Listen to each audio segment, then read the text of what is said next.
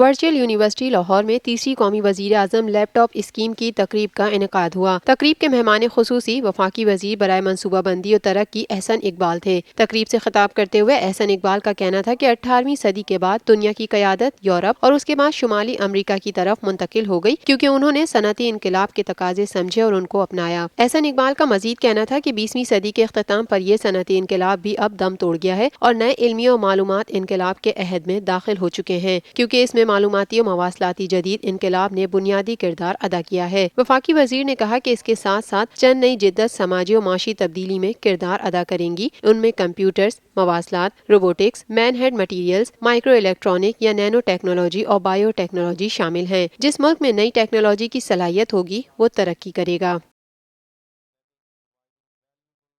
Live P S L matches دیکھیے HD میں tapmat.com پر اور download the app. To order our TV boxes call 021 351 55511